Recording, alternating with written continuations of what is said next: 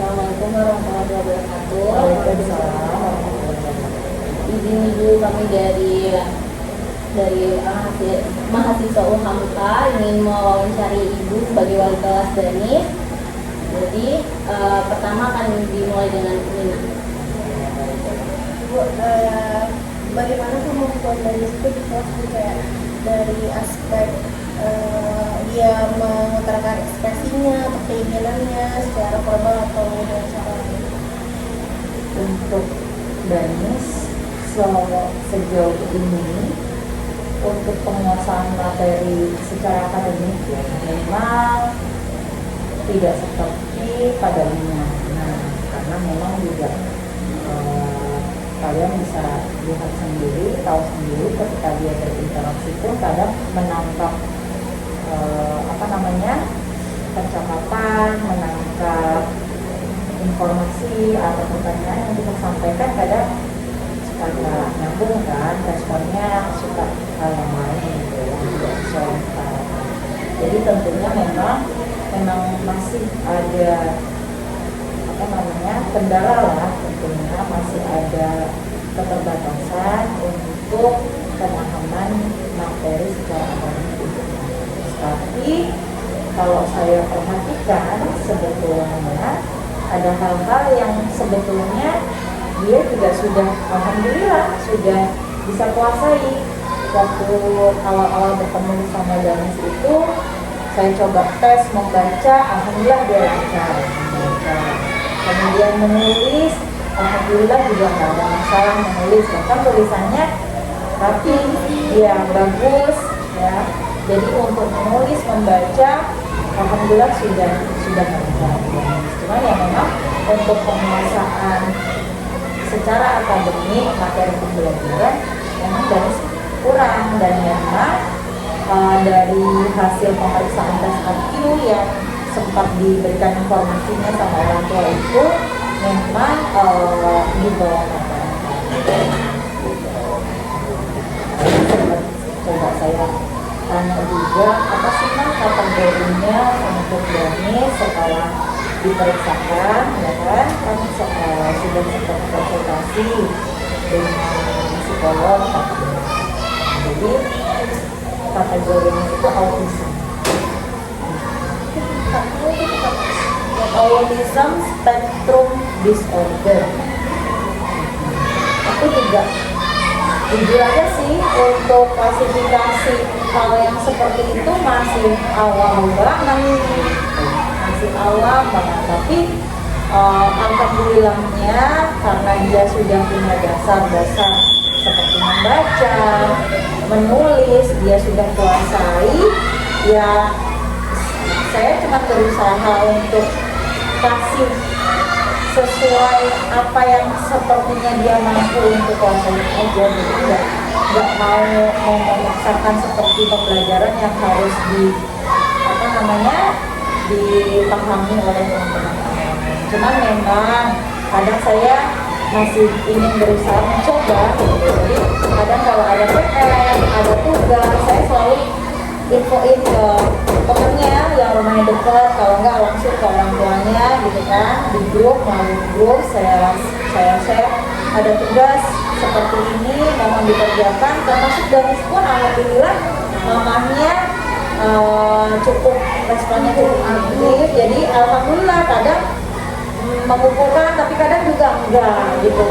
Sebetulnya di awal-awal dulu saya masih berharapnya ketika memang pembelajaran di sekolah dia tidak mengerjakan, tidak mengikuti dengan sebagaimana mestinya, saya mewajari, amat sangat mewajari. Cuman maksudnya supaya nggak kosong sama sekali, karena kan dia dasarnya punya ya. Dan kalau melihat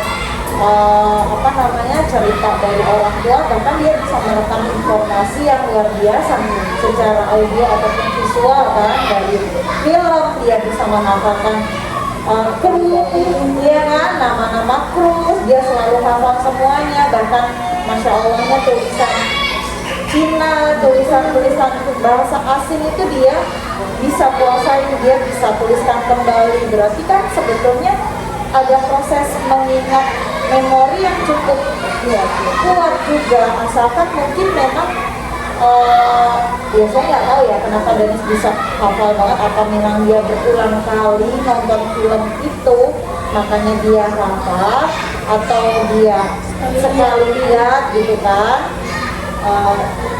Saya nggak terlalu ini nih notice apa namanya kegiatan dia di rumah seperti apa. Cuman dengan dia bisa menguasai mengingat hal seperti itu tuh menurut saya udah luar biasa. Makanya saya kadang masih pengen berusaha ini anak tetap bisa mengikuti pelajaran dengan dibantu orang tuanya di rumah. Saya dari awal sudah mengingatkan mama silahkan bertanya. Kebetulan kan ada yang udah dekat Kanadanya.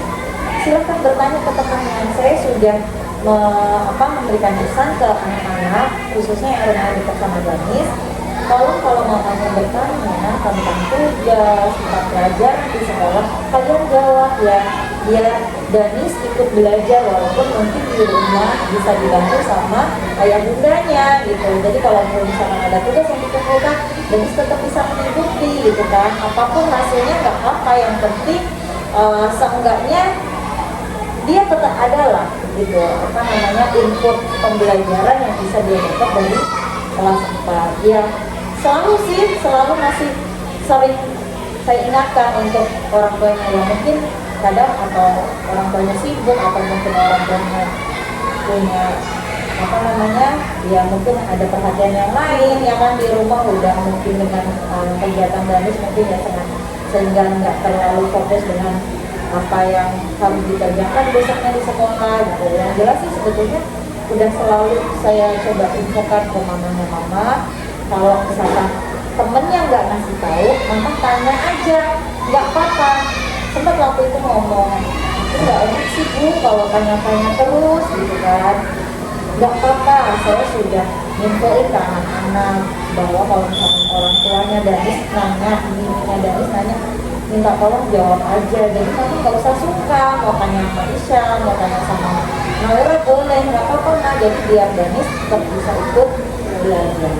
Jadi sejauh ini sih ketika saya infoin informasi tentang tugas, tentang PR misalnya yang harus disiapkan untuk besok, sejauh ini sih mamanya alhamdulillah responnya lumayan bagus. Jadi kalau misalkan ada tugas yang saya share di grup, alhamdulillah dipegang. Alhamdulillah sih. Misalnya Ibu ngasih instruksi bisa, itu jadi sih bisa kalau sejauh ini tergantung mood. Tergantung mood. Bahkan kadang ketika hal yang sepele aja misalnya, Danis tolong dimundurkan mejanya gitu kan, biar terlihat tulisan di papan tulis, jadi biar bisa lihat lebih jelas. Kalau Danis terlalu maju nanti malah nggak terlalu jelas gitu kan. Itu dia nggak mau, kadang dia malah justru majuin gitu. Jadi malah justru beberapa kali itu kalau moodnya lagi nggak bagus, dia langsung kontra, langsung ngelakuin hal yang sebaliknya gitu. Lumayan ini sih anaknya kalau misalkan moodnya lagi ini, enggak lah, aku tidak mau lah gitu kan. Aku selalu begitu kan, aku tidak mau mundur lah gitu, aku tidak mau ambil lah, kayak misalkan pensilnya jatuh atau bukunya jatuh, ambilkan gitu. Iya kan, Danis ambil sendiri, punya siapa? Punya aku lah, ambil sendiri. Aku tidak mau ambil, ya sudah. Nanti dia berulang terus tuh, ambilkan. Dia manggil temannya, Danis, coba Danis ambil sendiri. Danis kan punya tangan, punya kaki bisa ambil sendiri. Aku tidak mau. Sampai beberapa kali saya diamkan, nanti dia ambil sendiri. Iya. Alhamdulillah sekarang, kalau dulu yang saya tahu di kelas 3 kan dia selalu duduk bedanya dengan gurunya, dengan Bu Nini dan dengan depan betul, dengan Bu Nini yang ya pada lawangnya 2 tahun bersama Danis gitu kan. Jadi sudah hafal sekali lah menurut saya ya. Makanya waktu sempat awal itu saya dudukkan di sini, waktu awal itu sama Nuril. Sama Nuril kan, sama Danis saya dudukkan sama Danis. Awalnya sempat komplain, Bu, ya Danis, kalau bisa jangan didudukkan sama Nuril, karena Nuril merasa terganggu. Saya kemarin Nuril cerita saya kalau dia merasa terganggu sama Danis. Saya bilang, iya mas, mohon maaf, untuk duduk sama Danis nanti bergantian, dan memang saya sudah kasih tahu ke anak-anak, nanti kalian duduknya bergantian ya gitu, setiap minggu kalian gantian duduknya sama Danis gitu, nggak apa-apa biar kalian bisa kenal sama Danis juga gitu, maksudnya lebih ngerti karakter teman kalian Danis ini seperti apa, nggak apa-apa ya gitu kan.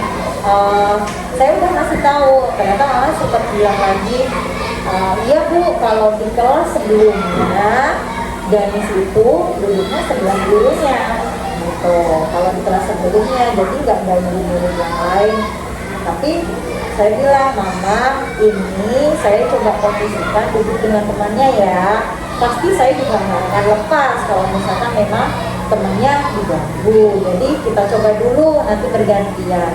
Alhamdulillah sih, seberjalannya waktu duduk bergantian dengan teman-teman, alhamdulillah bisa terkondisikan. Saya memang bilang juga sih ke anak-anak, saya kasih teman-teman, anak-anak kalian kan sudah dari kelas 1, kelas 2, kelas 3 tahun. Bu Sinta baru berapa minggu nih kenal sama Danis. Kalau ditanya siapa yang lebih kenal sama Danis, justru kalian.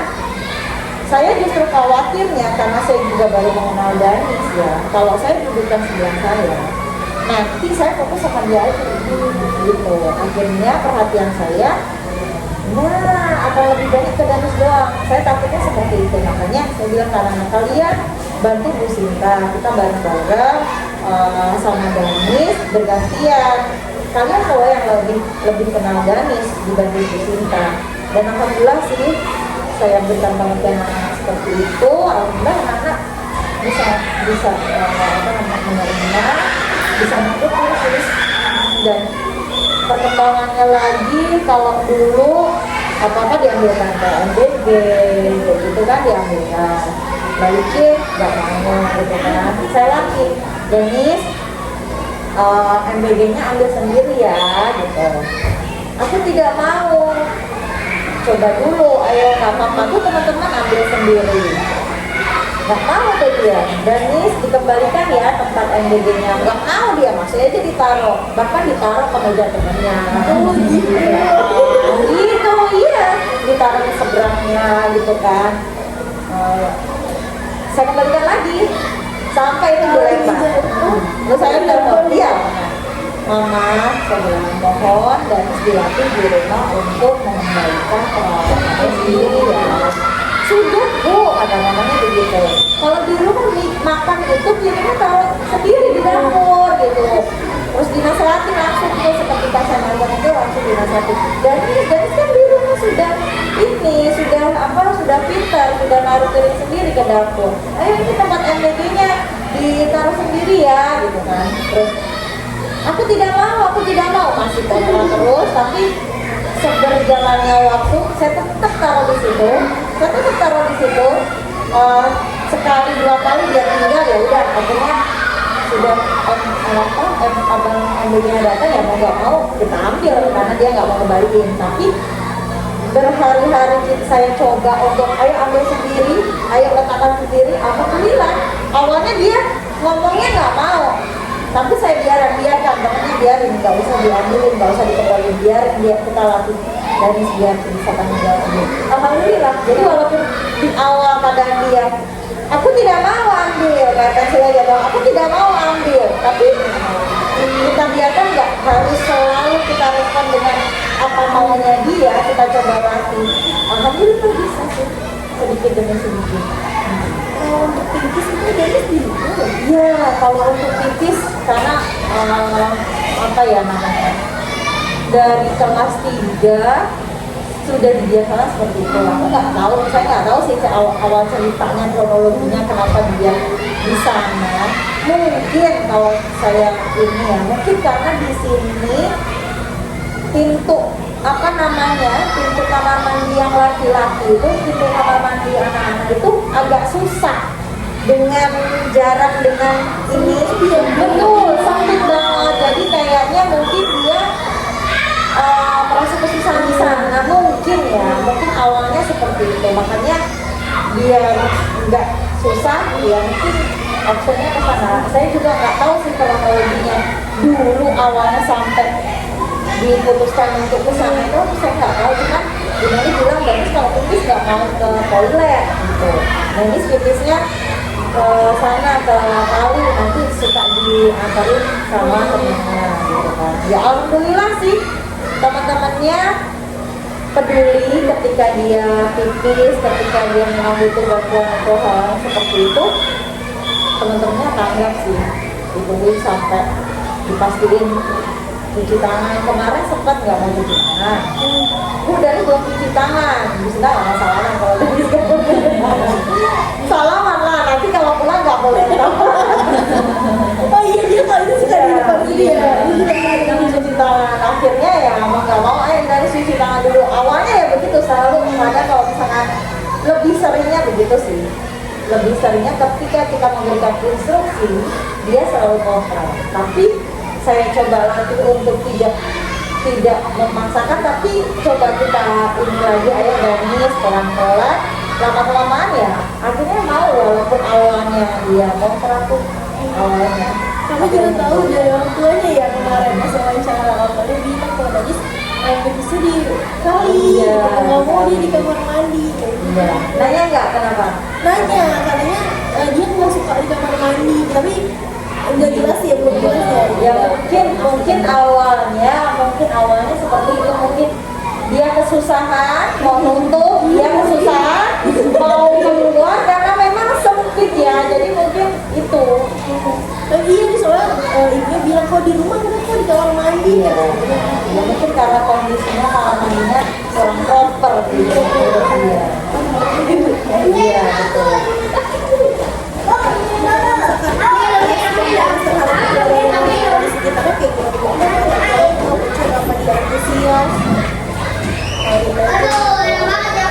Kalau sejauh ini cenderung cuek ya, menurut saya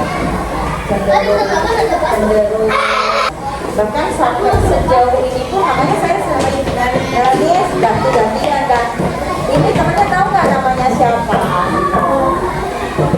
Isyam, bukan Isyam, jadi yang dia hafal hanya beberapa gitu kan.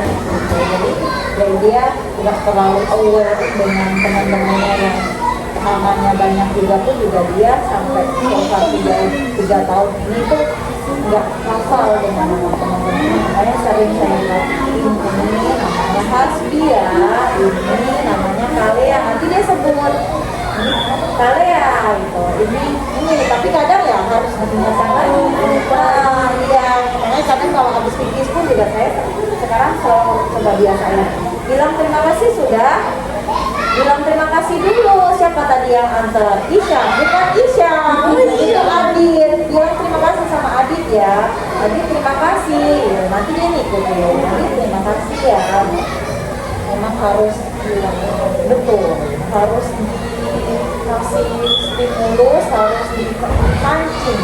Kalau nggak dipancing dan telaten seperti itu, pengulangan itu ya. Sebetulnya kalau diulang, ada pengulangan, dia akan mampu sebetulnya. Karena dia hafal ya perkalian. Iya bu, dia hafal perkalian. Kemarin saya beberapa kali sih udah, terakhir kemarin sempat sebelum pulang saya teman-temannya ngerjain soal apa, menulis hitungan pembagian, dan udah menyiapkan.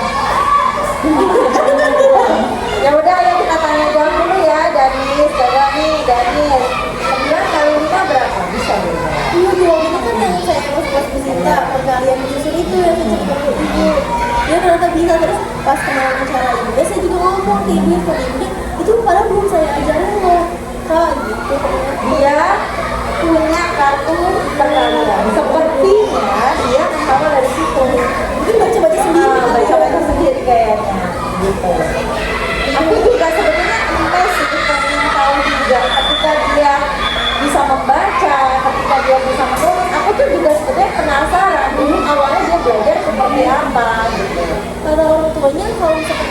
baca terus gitu dia nonton Bu. Dia nonton yang iya kalau aku lihat memang kayaknya memang dia tipikalnya visual sama audio terus. Tapi kalau berbicara nih dia nggak bisa mengulang kalimat atau kata yang seperti itu. Mengulang kata-kata ada beberapa kali ya misalkan dia menginginkan sesuatu kayak misalkan apa namanya dia minta tolong ambilkan itu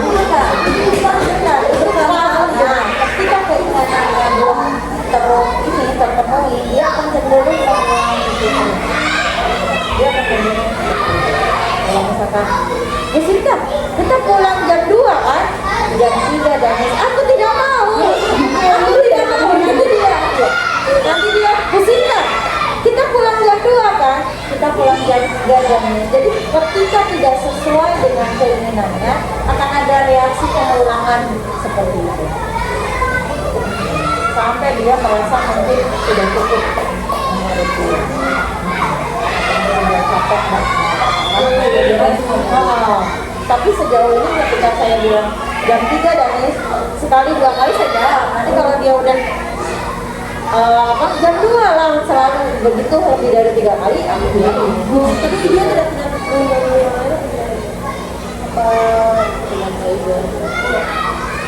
ketika memang nggak sesuai apa yang dia inginkan dia teriak pasti ada sih aku tidak gitu.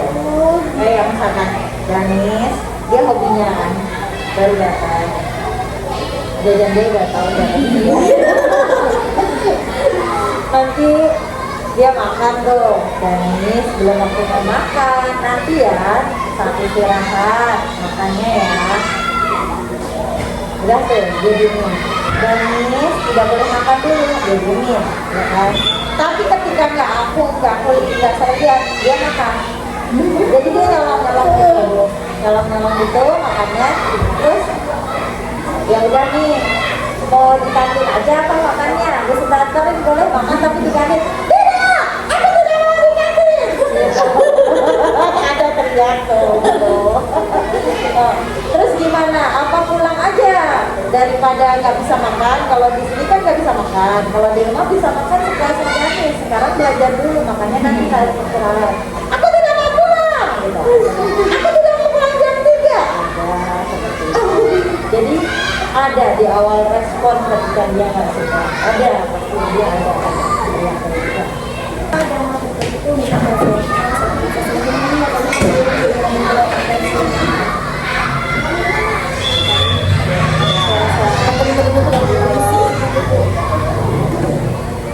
kalau suara kayaknya enggak cuman kalau panas mungkin ya kayak karena dia nggak pernah berolahraga kalau dulu kata Bu Siti katanya panas dia nggak tahu dan memang kalau aku lihat kadang rasanya kalau dia lewat lapangan kalau sedang panasan tuh dia kalau kayaknya kalau saya iya tapi kalau suara dia masih dalam pelajaran ini bagaimana sih yang paling mudah dan paling sulit bagaimana sih?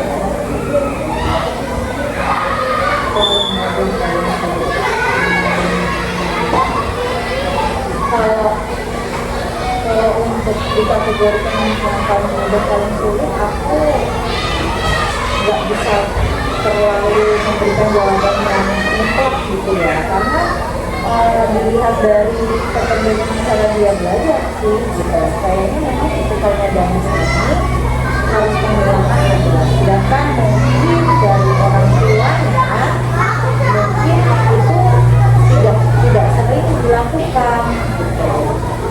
Dan mungkin tekniknya pun juga mungkin kurang sesuai dengan yang tipikal karakternya Danis mungkin dari orang tuanya aku juga nggak inilah yang memang masih jadi problem kita masalah belajar itu dengan dia punya karakter yang seperti ini kadang harus menyesuaikan karakternya dia ya. Jadi kita mau coba ngikutin sesuai dengan karakternya dia, tapi kita nggak proper. Saya jujur dengan kemampuan saya yang masih perlu banyak belajar untuk tahu teknik cara mengatasi anak-anak yang spesial needs kayak Danis. Yang harus saya tanya sih, dengan berbagai macam tipikal special needs itu menurut saya sangat kurang banget pengetahuan saya. Ya bersyukur ibu sudah punya bekal yang lebih baik sekarang di mata kuliah sekarang. Nah, inklusi itu sangat betul banget menurut saya gitu, karena dulu cuman ada pendidikan usia dini, pendidikan konseling, itu aja sih gitu. Psikologi ada, psikologi pendidikan, tapi menurut saya itu sangat kurang. Jadi kalau ditanya sejauh mana Danis mata pelajaran mana yang dia cenderung bagus dan mata pelajaran mana yang cenderung dia nggak bagus, itu similar sebenarnya. Menurut aku rata sih gitu. Ada kecenderungan dia di materi pelajaran apa dia bisa kuasai, ada kecenderungan di pelajaran ini, di bab ini yang dia bisa gitu, kayak betul gitu. Jadi sejauh ini kalau menurut saya ya itu nggak ada kecenderungan mana yang lebih tinggi dia kuasai dan mana yang pelajaran dia yang bagus gitu. Cuman memang ya itu alhamdulillah dasarnya dia sudah ada, membaca, menulis, berhitung pun penjumlahan dia bisa, pengurangan dia belum. Perkalian dia bisa, pembagian dia belum. Gitu. Makanya ini saya coba ingatkan, ke Danis kemarin, Danis belajar pembagian juga ya gitu. So far pelajaran yang lain yang sifatnya teori pendek yang mungkin cukup mudah untuk dia hafalkan di memorinya, itu dia mampu. Tapi ketika ada analisa pelajaran atau materi pembelajaran yang butuh analisa lebih dalam, pemahaman lebih dalam, itu dia belum. Jadi kalau ditanya mana pelajaran yang bagus dia kuasain dan mana yang belum dia kuasain, saya nggak bisa terlalu memberikan jawaban yang mutlak, karena menurut saya ada di satu materi di pelajaran A dia bagus, nanti muncul materi baru dia kurang, nanti ada di pelajaran yang lain dia materi A dia bagus, pelajaran yang berikutnya materi B dia kurang. Jadi menurut saya masih belum terlalu terlihat sih. Cuma kalau dia melihat karakternya Danis yang auditory ya, so auditory itu ya mungkin dengan pembelajaran yang lebih banyak teori-teori pendek, hafalan-hafalan pendek, itu akan cepat menurut dia. Ditambah dengan dia lebih antusias kalau misalkan saya nempelin video, nempelin gitu ya di papan tulis, dia lebih bisa ini. Kalau ketimbang saya dengan textbook itu dia kurang. Kalau memakai media itu media sejauh ini bisa dia. Kayak pembelajaran kemarin kita coba praktek beberapa kali, dia bisa mengikuti kayak bikin model-model, kayak bikin ini kemarin terakhir kita bikin tekstur, itu dia bisa. itu lebih terkait dengan konsep. Betul. Iya. Memang kalau ini kan kebetulan juga ada hasil pemeriksaan dari rekam medisnya Danis ya. Secara kemarin aku minta, sebetulnya saya udah lama minta, tapi baru dikasih tahu minggu kemarin, dan baru saya beberapa ini saya coba hari ini baru saya coba baca. Memang sarannya harus cenderung dia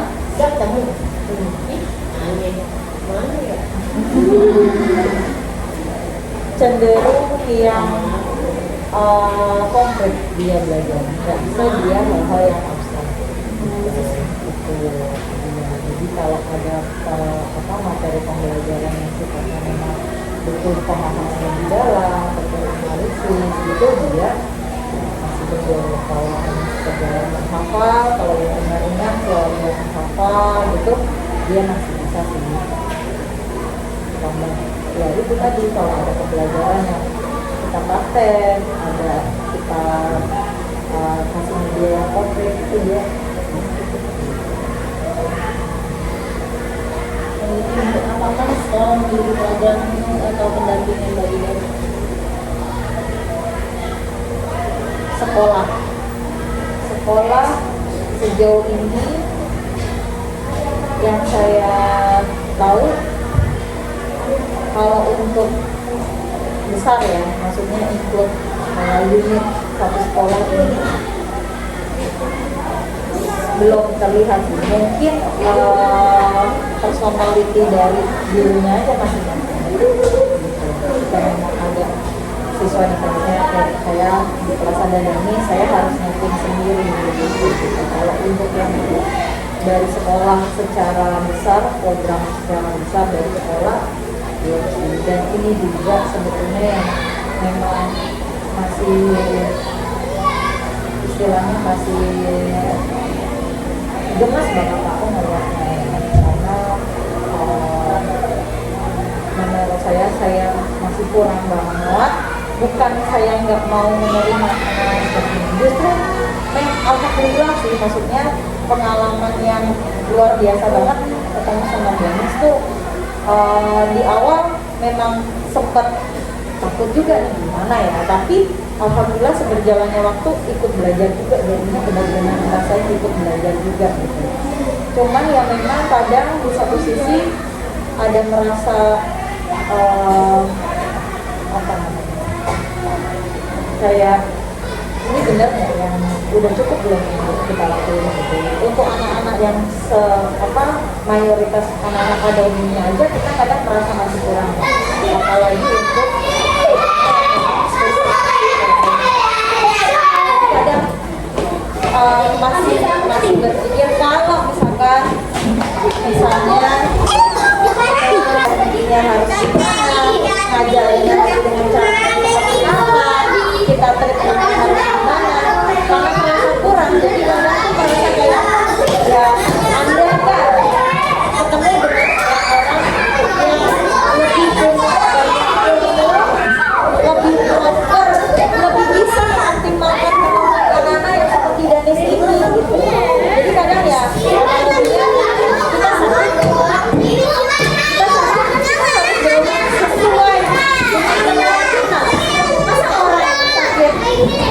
syaraf berobatnya ke bidan, ya kan? Masa orang hamil harus ke spesialis tulang, enggak nyambung. Jadi kita aja dalam kondisi sakit, kita aja butuh dokter yang profesional di bidang yang sesuai.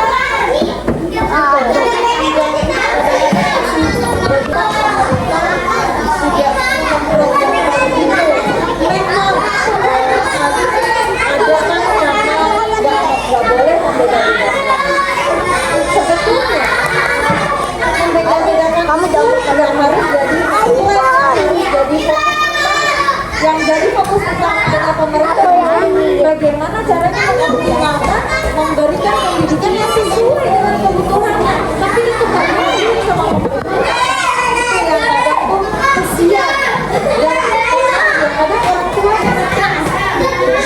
kadang mohon maaf dengan kondisi anak seperti itu, orang tua itu yang benar kalau kamu ngedani sih sudah memahami sekali ya dengan karakter anaknya. Cuma kan ada loh banyak juga orang tua yang tidak kondisi anaknya cenderung kita pikir